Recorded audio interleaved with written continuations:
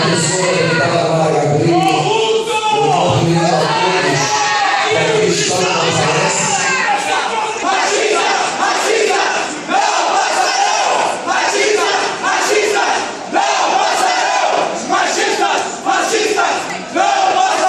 Nós estamos aqui porque a gente não concorda com fundamentalista, homofóbico, racista, machistas presidindo a Câmara dos Deputados nesse país. Esse país é um Estado laico e nós não aceitamos que os conceitos fundamentalistas religiosos sejam levados por Eduardo Cunha para a política brasileira. Esse Estado é laico e nós queremos ele fora da política brasileira. Fora Eduardo Cunha. Não aceitamos você que é racista, que não aceita o direito das pessoas serem quem são.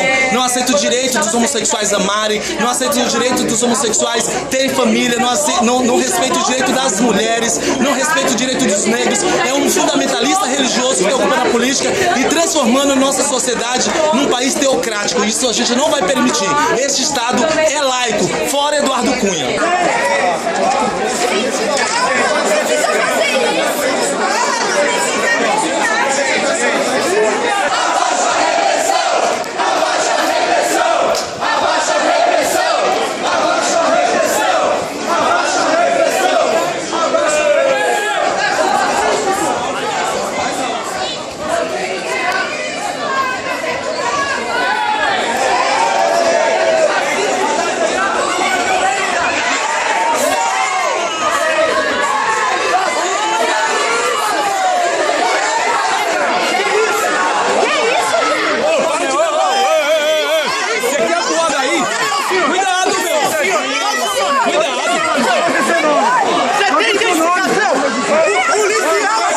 Policial!